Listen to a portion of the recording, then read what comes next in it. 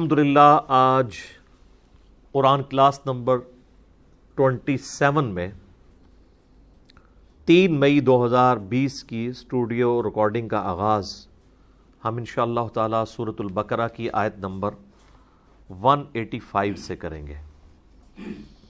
پچھلی دفعہ میں نے عرض کیا تھا کہ قرآن حکیم میں ایک ہی مقام ایسا ہے جہاں پر اللہ تعالیٰ نے رمضان المبارک کے روزوں کی فرضیت، ان کی اہمیت اور احکام و مسائل بیان کیے ہیں۔ پورے قرآن میں کسی اور جگہ روزوں کا ذکر نہیں ہے۔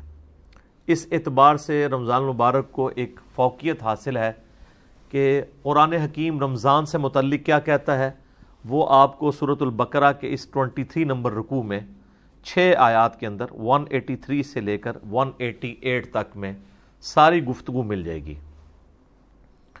اس میں سے پہلی جو 2 آیات تھی 183 اور 184 ہم نے پچھلی قرآن کلاس میں کور کی تھی۔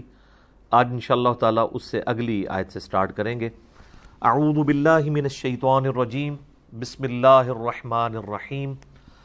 شہر رمضان الذی انزل فیہ القرآن، رمضان کا مہینہ تو وہ مہینہ ہے جس میں قرآن نازل ہوا، قرآن اتارا گیا۔ ھدی للناس وبینات من الھدی والفرقان، یہ قرآن پوری انسانیت کے لیے ہدایت ہے اور اس میں ہدایت کے روشن دلائل ہیں، اور یہ حق اور باطل میں تمیز کرنے والی کتاب ہے۔ یہ بڑی مشہور آیت ہے۔ میں نے اکثر اوقات قرآن حکیم کی جب بھی اہمیت کے اوپر زور دینا ہوتا ہے تو میں اسی آیت کو کوٹ کرتا ہوں۔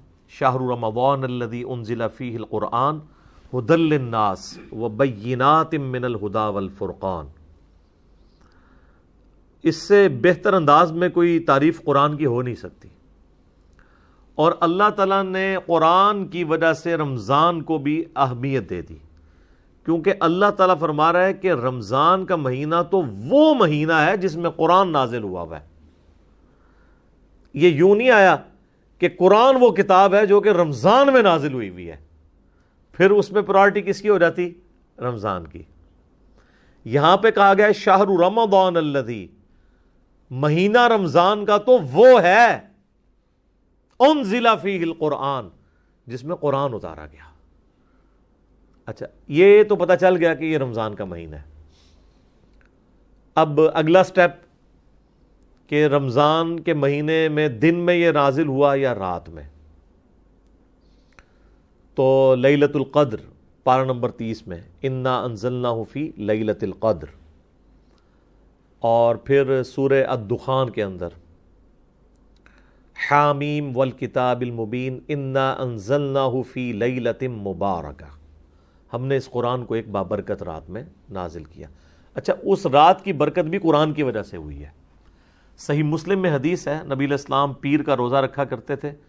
پوچھا کہ آپ کیوں رکھتے ہیں؟ فرمایا فیہ ولدت وفیہ انزل علیہ، اس دن میں پہلے یعنی اس دن میں پیدا ہوا اور اس دن مجھ پر پہلی وحی نازل ہوئی۔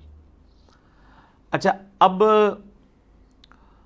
ہم عموماً جب اردو لنگوسٹک میں دن کی بات کر رہے ہوتے ہیں تو ہم فرق کرتے ہیں، دن ایک پورے 24 گھنٹے کے دن کو بھی دن کہا جاتا ہے، اور اگر آپ لیل اور نہار کا فرق کریں یعنی ڈے اور نائٹ کا، تو ان معنوں میں تو 12 گھنٹے کا دن اور 12 گھنٹے کی رات۔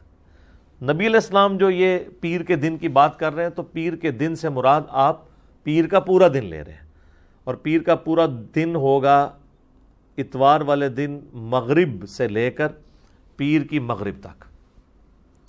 تو چونکہ یہ اتوار اور سوموار کی درمیانی رات یعنی پیر والی رات نازل ہوا، تو ظاہر ہے کہ پیر کی جب رات ہے تو اس سے آگے پیر کا دن ہی آتا ہے، تو نبی علیہ السلام اس مبارک دن میں روزہ رکھا کرتے تھے، اس اعتبار سے کہ قرآن نازل ہوا، اور اس اعتبار سے بھی کہ نبی علیہ السلام کی پیدائش کا دن بھی پیر کا دن ہے۔ تو یہاں پر اللہ تعالیٰ فرما رہا ہے کہ اس مہینے میں قرآن نازل ہوا ہے، یہ اس مہینے کی فضیلت ہے، اور قرآن جو ہے وہ پوری انسانیت کے لیے ہدایت ہے۔ یہ کسی ایک طبقے کے لیے نہیں ہے بلکہ پوری انسانیت کے لیے۔ لہٰذا اب اس سے یہ بات پتہ چل گئی جو قرآن کے شروع میں آیا ھدی للمتقین، اس سے مراد صرف اہل ایمان نہیں ہے بلکہ ہر وہ شخص متقی ہے جو یہ تصور کر کے ڈر جائے کہ مجھے میری مرضی کے بغیر کسی نے پیدا کیا ہے، وہ میرے ساتھ کچھ بھی کر سکتا ہے، تو اس شخص کے لیے قرآن میں ہدایت ہے۔ جو اس فزیکل ورلڈ سے باہر بھی کوئی عقیدہ رکھتا ہے کہ یہ سب کچھ جو ہو رہا ہے کسی کے کرنے سے ہو رہا ہے، اور جس کا یہ عقیدہ نہیں ہے اس کے لیے قرآن میں کوئی ہدایت نہیں ہے۔ وَبَيِّنَاتٍ مِّنَ الْهُدَىٰ، اور صرف ہدایت نہیں ہے، ہدایت کے روشن دلائل ہیں، یعنی اتنے روشن ہیں کہ ایک ان پڑھ کو، جاہل کو، اجڑ کو بھی سمجھ آ جائے، ایک پڑھے لکھے کو بھی سمجھ آ جائے۔ آپ دیکھ لیں صحابہ کرام میں تو گنتی کے لوگ تھے جو لکھنا پڑھنا جانتے تھے، چونکہ یہ ان کی زبان میں نازل ہوئی تھی کتاب، اس لیے جب وہ نبی علیہ السلام سے زبانی سنتے تھے نا تو وہ اٹریکٹ ہوتے تھے اس کتاب کی طرف، حالانکہ وہ کہیں سے پڑھ نہیں رہے ہوتے تھے، خود لکھنا پڑھنا تو وہ لوگ جانتے ہی نہیں تھے، ان کی اپنی زبان تھی، ٹرانسلیشن کرنے کی ضرورت نہیں تھی۔ تو یہ اتنے روشن دلائل ہیں کہ اللہ تعالیٰ نے اس قوم کو اٹھایا اور پھر دنیا کی امامت کے اوپر فائز کر دیا، اس کتاب کے ذریعے سب کچھ تل پٹ ہوا ہے۔ فالفرقان، اور یہ حق اور باطل میں تمیز کرنے والی کتاب ہے۔ نبی علیہ السلام کے لیے بھی یہ لفظ استعمال ہوا ہے صحیح بخاری کے اندر، محمد فرق بین الناس، دو فرشتے آپس میں گفتگو کرتے ہوئے نبی علیہ السلام یعنی وہ اس کو روایت کر رہے ہیں، ایک فرشتہ دوسرے سے کہتا ہے کہ یہ محمد وہ ہے جو حق اور باطل میں تمیز کرنے والی شخصیت ہے۔ تو قرآن بھی الفرقان ہے، اور سراپا قرآن، قرآن مجسم، یعنی قرآن اگر جسم کی حالت میں آتا تو نبی علیہ السلام کی مبارک ذات ہے۔ جو صحیح مسلم میں حدیث ہے، سیدہ عائشہ سے پوچھا گیا کہ نبی علیہ السلام کے اخلاق کیسے تھے؟ اخلاق سے مراد آپ کے شمائل، آپ کی کردار، آپ کی صفات،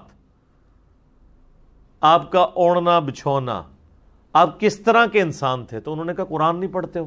قرآن ہی نبی علیہ السلام کا اخلاق تھا، یعنی قرآن کو جو مطلوب انسان ہے نا، اگر پرفیکٹ فارم میں کوئی موجود ہے روئے ارض کے اوپر تو محمد رسول اللہ صلی اللہ علیہ وآلہ وسلم کی مبارک ذات ہے۔ تو ہم اسی لیے آپ کو قرآن مجسم کہتے ہیں کہ قرآن اگر انسانی شکل میں آتا، کوئی جسم اڈاپٹ کر کے، تو نبی علیہ السلام اس کی پریکٹیکل مثال ہے۔ خیر اس پہ تو اب بہت کچھ بولا جا سکتا ہے، میں اسی کے اوپر اکتفا کرتا ہوں۔ فَمَنْ شَهِدَ مِنْكُمُ الشَّهْرَ، تو جو کوئی تم میں سے اس مہینے کو پائے، فَلْيَصُمْ، تو اسے چاہیے کہ وہ رمضان کے مہینے کے روزے رکھے۔ اچھا اب یہ جو الفاظ ہیں نا، جو کوئی اس مہینے کو پائے، یعنی جس کی زندگی میں یہ مہینہ آ جائے، جب بھی یہ مہینہ آئے گا اس نے روزے رکھنے ہوں گے۔ اس سے بعض لوگوں نے یہ بھی رزلٹ نکالا کہ اگر کسی کی زندگی میں رمضان کا مہینہ نہ آئے تو اس پہ رمضان کے روزے فرض نہیں ہے۔ تو اب کوئی ایسا بھی ہو سکتا ہے جس کی زندگی میں رمضان کا مہینہ نہ آئے، وہ کہتے ہیں جی جن جگہوں پر چاند کا حساب کتاب کرنا مشکل ہے، دن رات کی کوئی تفریق نہیں ہے، نارتھ پول کے اوپر، ساؤتھ پول کے اوپر 6 مہینے کا دن 6 مہینے کی رات ہوتی ہے، تو وہاں پر تو رمضان آتا ہی نہیں ہے، تو لہٰذا وہاں پر اگر کوئی لوگ آباد ہوں تو ان کے اوپر رمضان کا مہینہ کے روزے فرض نہیں ہوں گے۔ ایک اعتبار سے تو یہ بات ٹھیک ہے، یہ یعنی باقاعدہ فقہ حنفی والوں نے بحثیں کی ہیں۔ فقہ حنفی سے مراد آج کل کے جو جدید علماء ہیں، پرانے لوگوں کو تو یہ پتہ ہی نہیں تھا کہ یہ قطبین بھی کوئی چیز ہے، نہ اس زمانے میں کوئی علم غیب ہوتا تھا،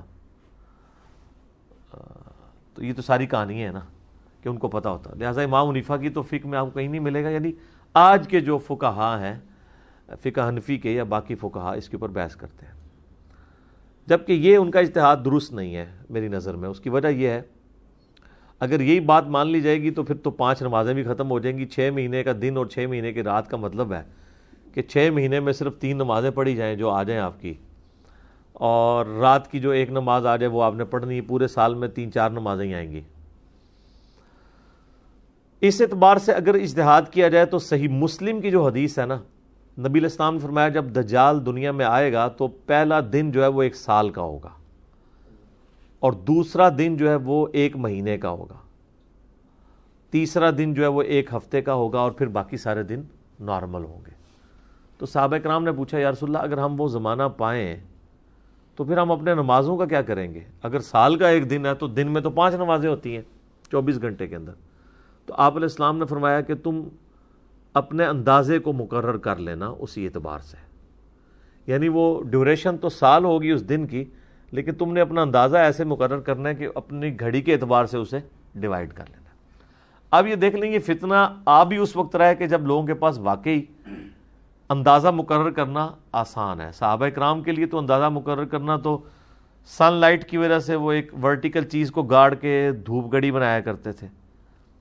اس زمانے میں تو یہ والی گھڑیاں ہیں نہیں تھی، لیکن یہ گھڑیاں آپ دیکھیں کتنی پرفیکٹ ہیں کہ یہ گھڑی دھوکہ نہیں کھاتی. دن کے 12 بجے بھی اگر بالکل گھوپ اندھیرا چھا جائے، کوئی بیوقوف آدمی بھی روزہ افطار نہیں کرے گا. لیکن صحیح بخاری میں آتا ہے نبی اسلام کے زمانے میں بادل چھا گئے تو صحابہ کرام کہتے ہیں ہم نے سمجھا کہ سورج غروب ہو گیا، ہم نے روزہ افطار کر لیا. بعد میں سورج نکل آیا تو پھر اس روزے کی قضا دینی پڑی.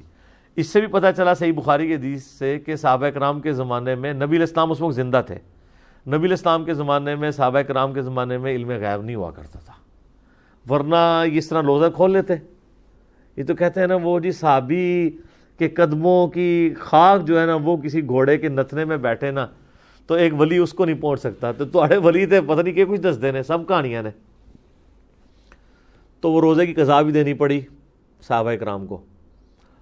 تو اب مجھے بتائیں اگر اس زمانے میں یہ والی گھڑی ہوتی تو جناب بادل تو دور کی بات ہے، سورج فزیکلی بھی غروب ہو جائے نا، اگر گھڑی کے اوپر ٹائم نہ ہو، لوگوں نے یقین کرنا کہ یہ ہو کیسے گیا جی، ابھی تو ٹائم ہی نہیں ہوا. تو یہ جناب اس گھڑی کی برکت ہے. تو آج آپ دیکھ لیں کہ جو نارتھ پول اور ساؤتھ پول کے قریب علاقے ہیں جہاں پہ دنوں کی لینتھ کافی زیادہ ہے، کئی مہینوں کے اوپر ایک ایک دن ہے، کیونکہ وہاں پہ سورج افق کے ساتھ ساتھ چلتا ہے. ہمارا تو یوں چلتا ہے نا مشرق سے مغرب یوں، چونکہ وہ ٹپ کے اوپر ہے تو ان کے سورج یہاں سے ایسے چلتا ہے، یوں ایسے چلتا رہتا ہے پھر ہلکا سا یوں جا کے پھر وہ نکل آتا ہے. تو یہ چلنے میں 6 مہینے یوں لگتے ہیں اور غروب ہوتا ہے تو 6 مہینے یوں نیچے رہتا ہے، پھر 6 مہینے ایسے اس طریقے سے. تو وہاں پہ لوگ نارمل زندگی گزار رہے ہیں جناب. انہوں نے گھڑیاں بنائی ہوئی ہیں، لوڈ شیڈنگ وہاں پہ ہوتی نہیں ہے، اپنے دن رات اسی اعتبار سے ڈیوائڈ کیے ہوئے.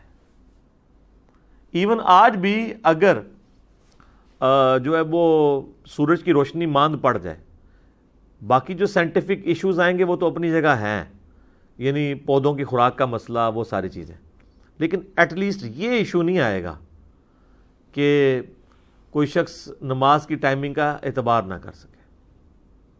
ایون ہمارے پاکستان سے بھی کچھ فوجی حضرات انٹارکٹیکا گئے تھے تو وہاں پر انہوں نے باقاعدہ نماز پڑھتے ہوئے ان کی اس وقت تصویریں بھی انہوں نے یعنی میڈیا کے اوپر ہائی لائٹ کی تھی کہ سورج دن کے وقت نکلا ہوا ہے اور وہ کہتے ہیں ہم عشاء کی نماز پڑھ رہے ہیں.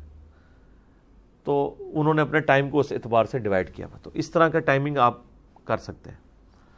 تو اسی اعتبار سے وہاں پہ پھر چونکہ مہینوں کو بھی 12 مہینوں میں ڈیوائڈ کرنا ہوگا تو پھر اس اعتبار سے آپ رمضان کے مہینے کی بھی ڈویژن کر لیں گے.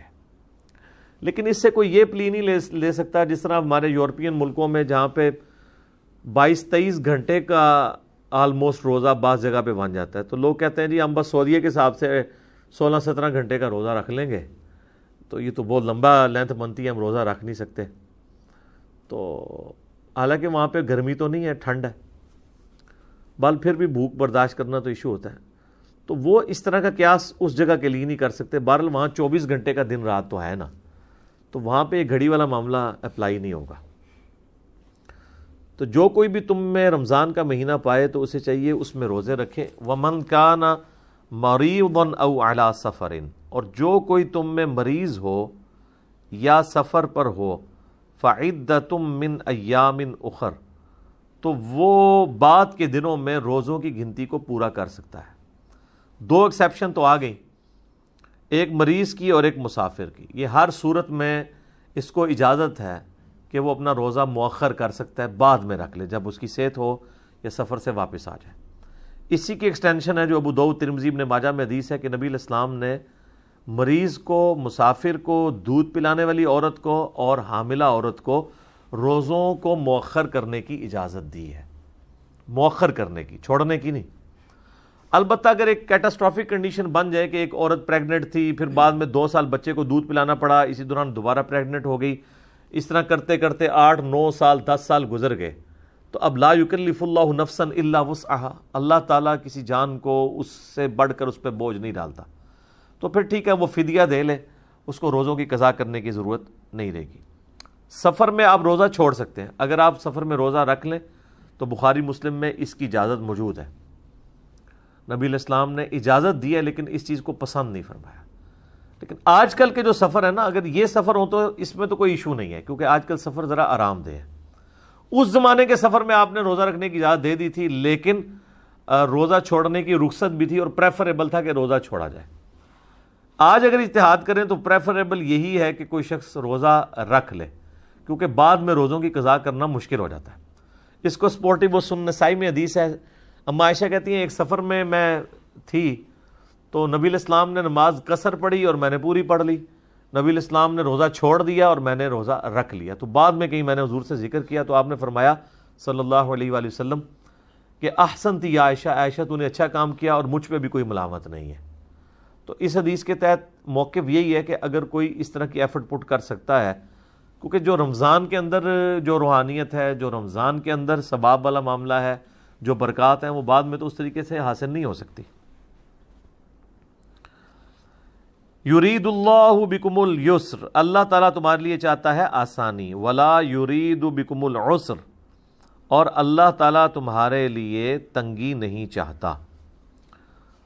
یعنی یہ آسانی ہے کہ سفر میں اور مریض آدمی چھوڑ دے۔ بعض لوگ اتنے سخت مریض ہوتے ہیں، اس کے باوجود کہتے ہیں جی میں نے روزہ نہیں چھوڑنا، اور وہ اس کو کوئی نیکی سمجھ کے بیان کر رہے ہوتے ہیں۔ بخار ہے، اب جیسے شوگر کے مریض ہیں، پرماننٹلی ان کے ساتھ ایک چیز اٹیچ ہے، ان کے لیے روزہ رکھنا مشکل ہو جاتا ہے۔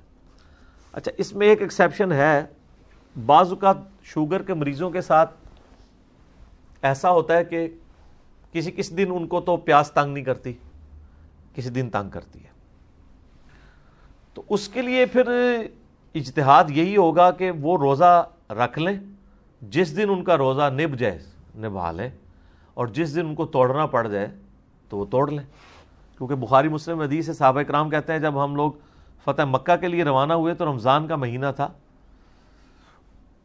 تو ہم نے روزہ سفر میں بھی رکھا ہوا تھا، لیکن عصر کے وقت بری حالت ہو گئی صحابہ کرام کی، تو نبی علیہ السلام نے اعلانیہ پانی کا پیالہ منگوا کے نا روزہ توڑا سب کے سامنے، اپنا روزہ سب سے پہلے، پھر آپ صلی اللہ علیہ وآلہ وسلم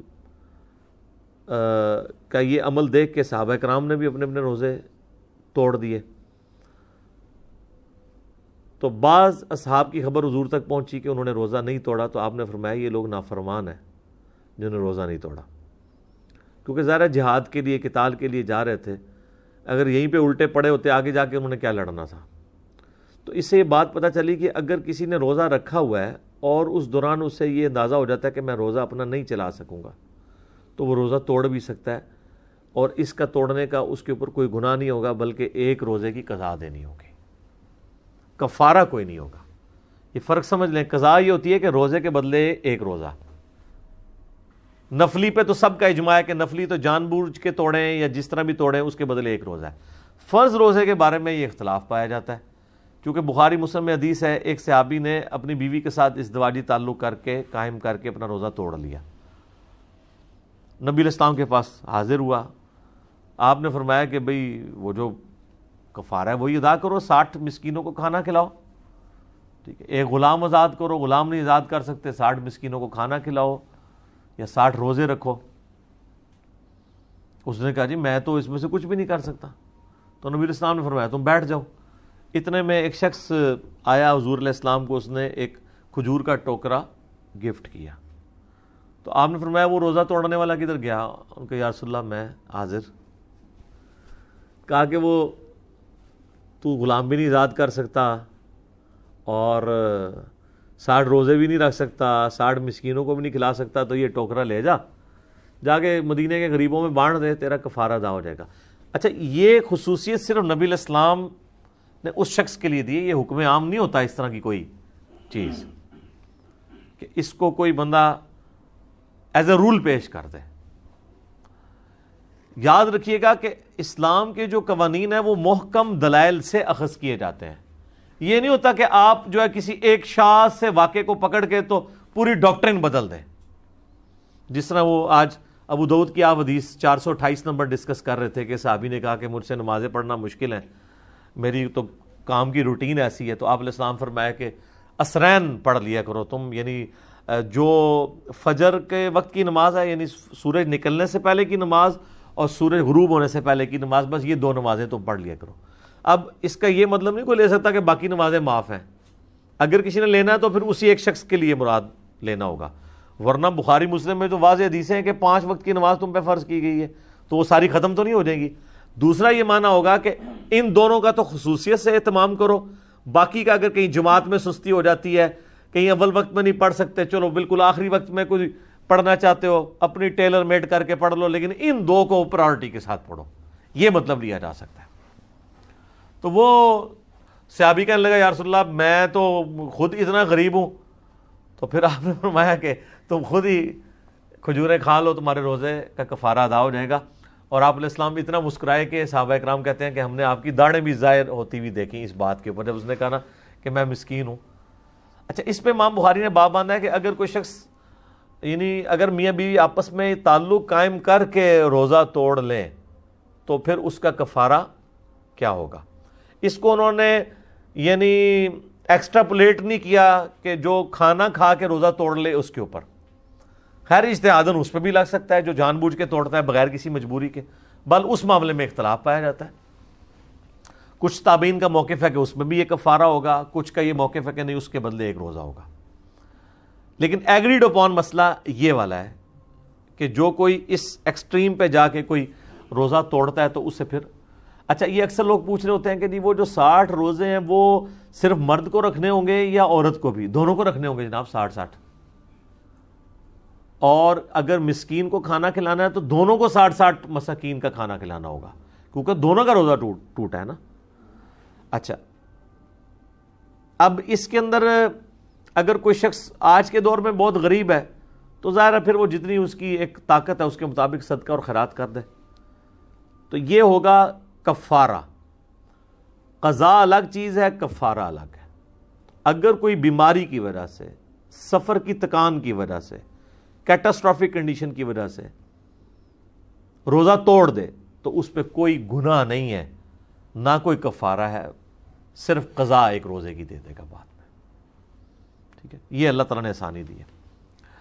وَلِتُكْمِلُوا الْعِدَّةَ, تاکہ تم پوری کرو گنتی روزوں کی. وَلِتُكَبِّرُوا اللَّهَ عَلَى مَا هَدَاكُمْ, اور پھر جب یہ گنتی پوری ہو جائے تو پھر اللہ کی تکبیر بلند کرو اس بات پر کہ اس نے تمہیں ہدایت دی. وَلَعَلَّكُمْ تَشْكُرُونَ, تاکہ تم شکر گزاری کی روش بھی اختیار کرو.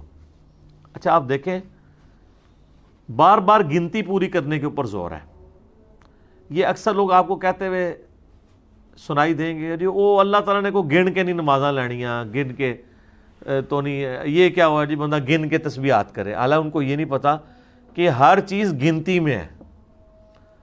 اپنے یہ سارے معاملات جو ہیں نا وہ گنتی کے ذریعے کر رہے ہوتے ہیں, چاہے وہ کاروبار کر رہے ہوں, گن کے پیسے لیتے ہیں نا, یہ اتنی جنہیں بھی دے دو, اس طرح تو نہیں ہوتا. کہتے ہیں اللہ نے حساب کتاب نہیں رکھنا. بھائی جب اللہ تعالیٰ کہہ رہے ہیں حساب کتاب رکھنا ہے, دیکھیں یہ جو تسبیحات فاطمہ ہے بخاری مسلم میں 33 دفعہ سبحان اللہ, 33 دفعہ الحمدللہ, 34 دفعہ اللہ اکبر, بغیر گنے تو نہیں آئے گا. نمازوں کی 5 کی گنتی پوری کرنی ہے آپ نے, روزوں کی بار بار آ گئے تاکہ گنتی پوری کرو, گنتی پوری کرو, اور جب چھوٹ جائیں تو بعد میں گنتی پوری کرو. بھئی کسی رول اور ریگولیشن کے تحت ہی معاملات چلتے ہیں, کتنی اللاجیکل بات ہے کہ حساب کتاب ہی نہ رکھا جائے. ٹھیک ہے, تو جتنی بھی چیزیں ہیں وہ ظاہر گنتی کے ساتھ تو ہیں.